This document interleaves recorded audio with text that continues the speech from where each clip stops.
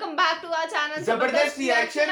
I'm Karan। And guys, जैसे कि आप सभी को पता ही है कि शाम वाली वीडियो में हम अपनी वीडियो स्टार्ट होने से पहले अपने एक सब्सक्राइबर को शाउट आउट देते हैं। तो आज जो शाउट आउट है वो जाता है, उनका नाम थोड़ा अलग है, उनका नाम है आइवर अरमान, स्पेलिंग बोल देते हैं EIVOR एंड देन अमान। तो थैंक यू सो मच अमान, आप हमें इतने अच्छे कमेंट करते हो कि मतलब हम मोटिवेट होते हैं कि नई वीडियो हम रोज लाए एंड ऐसे ही आप सभी को मतलब नॉलेज भी बढ़ाए, प्लस आपको सुबह ऐसी वीडियोस भी दे जो एंटरटेनिंग हो। बिल्कुल, thank you so much. And ऐसे ही अमान की तरह और भी बहुत सारे सब्सक्राइबर्स हैं जो हमें कमेंट करते हैं कि हम उनका नाम भी ले। So thank you so much. भले ही हम मतलब आपका नाम जल्दी नहीं आ रहा हो बट आएगा जरूर, क्योंकि हम अपने हर एक सब्सक्राइबर को शाउट आउट जरूर देंगे। इसलिए कहते हैं क्योंकि हम आपको की सारी वीडियोस देखा करो ताकि आपको भी पता चल सके कि हमने आपका नाम कब लिया है।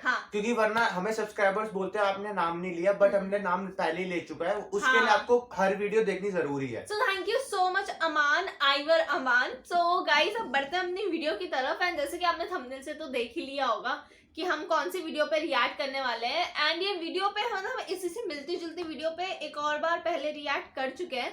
एंड आज जो वीडियो है उसका टाइटल है कैसे देते हैं यहूदी मुस्लिम अजान, how do Jews and Muslims give अजान।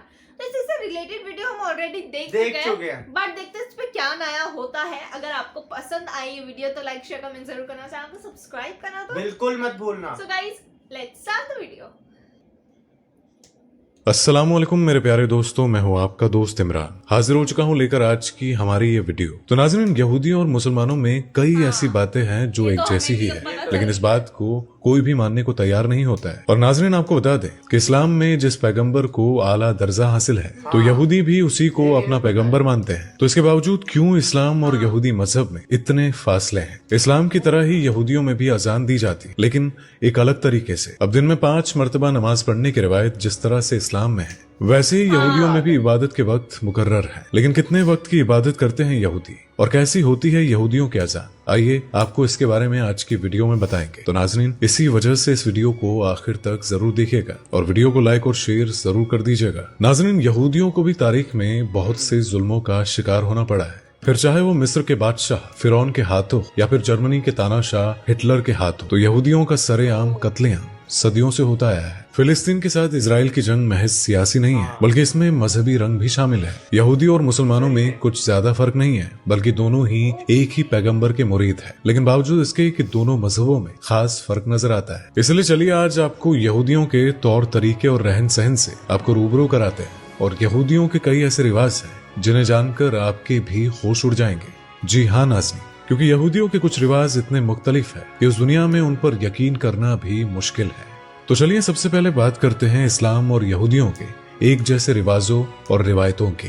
तो नाज़रीन, आपको बता दें कि यहूदियों की पैदाइश पैगंबर हजरत इब्राहिम अलैहिस्सलाम से मानी जाती है और यहूदी खुद को पैगंबर हजरत इब्राहिम के मुरीद बताते हैं और उनके पहले पैगंबर हजरत मूसा अलैहिस्सलाम थे।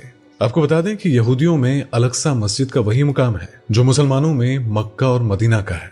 और नाज़रीन, अलक्सा मस्जिद इजराइलियों के लिए काबा शरीफ जितना ही पाक है। और नाज़रीन, आपको बता दें कि यरूशलेम में मौजूद अलक्सा मस्जिद ही वो वाहिद जगह है जहां हजरत मूसा अलैहिस्सलाम ने यहूदी मजहब की तालीम दी थी।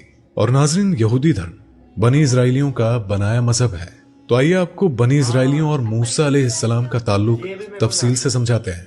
तो नाज़रीन, आपको बता दें कि मिस्र के एक शहर में राजा फिरौन का राज चलता था, जैसे किसी भी मजहब में यकीन न था और खुद को वो खुदा मानता था। तो नाज़रीन, फिरौन का कहना था कि वही सबका खुदा है और उसकी सल्तनत में रहने वाले हर शख्स को उसका ही हुक्म मानना होगा और उसे ही खुदा तकसीम करना होगा। मगर नाज़रीन, आपको बता दें कि उस वक्त मिस्र में 2 कौमें रहती थी। पहली कौम जो फिरौन की खुदाई पर यकीन करती थी, जिन्हें कुतुबी कहा जाता था, और दूसरी जो बनी इजराइली थे, जिन्हें अल्लाह के सिवा किसी पर यकीन न था। वो एक को ही खुदा मानते थे और फिरौन के आगे सर झुकाने से एतराज करते थे। इसी वजह से सदियों तक फिरौन बनी इजराइलियों पर जुल्म करता आया और उन्हें अपने आगे सजदा करने पर मजबूर करता रहा। तो नाज़रीन, एक रोज फिरौन को मालूम हुआ कि उसकी मौत बनी इजराइलियों के घर पैदा होने वाले एक बच्चे के हाथों लिखी है। लिहाजा इसी वजह से फिरौन ने अपनी रियासत के सभी बनी इजराइलियों के बच्चों और मर्दों को मौत के घाट उतार दिया और सिर्फ औरतों को जिंदा रखा ताकि बनी इजराइलियों के घर में कोई भी बच्चा जन्म न ले सके। मगर उसी दौरान मूसा अलैहिस्सलाम का जन्म हो चुका था और उनकी वालिदा ने उन्हें नदी में एक नाव में छोड़कर बहा दिया था, इस उम्मीद में कि नाव बहती हुई कहीं दूर चली जाएगी और उनकी जो औलाद है वो बच जाएगी। मगर नाज़रीन, अल्लाह के हुक्म से वो नाव राजा फिरौन के महल से होकर गुजरने वाली छोटी नहर से होती हुई निकली और जिसे फिरौन की बीवी ने देख लिया। फिरौन की कोई औलाद नहीं थी और नाव में एक बच्चे को देखकर फिरौन की बीवी का कलेजा जैसे सहम गया और उसने उस बच्चे को अपना बना लिया। फिरौन को उस बच्चे पर कभी प्यार न आया क्योंकि उसे वही वहशत थी कि कहीं ये बच्चा बनी इजराइलियों का तो नहीं है।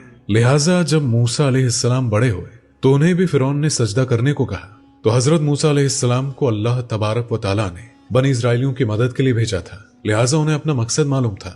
हजरत मूसा अलैहिस्सलाम ने फिरौन के आगे सर झुकाने से इनकार कर दिया और उसके बाद फिरौन के साथ हजरत मूसा अलैहिस्सलाम की जंग हुई, तो सभी बनी इजराइलियों ने मूसा अलैहिस्सलाम का इस जंग में साथ दिया और इस तरह से अल्लाह के हुक्म से मूसा अलैहिस्सलाम ने फिरौन का खात्मा कर दिया।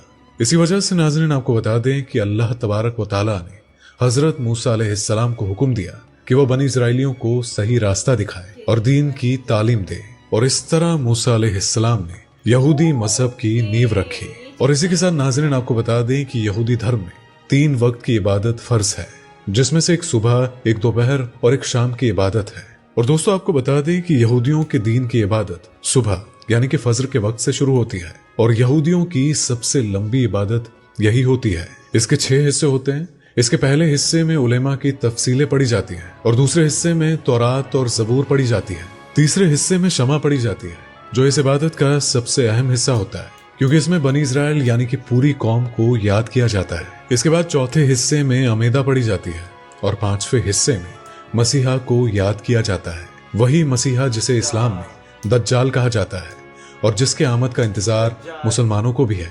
और नाज़रीन इसके बाद आखिर में बनी इजराइल के फराइज को दोहराया जाता है और तौहीद की शहादत भी दोहराई जाती है।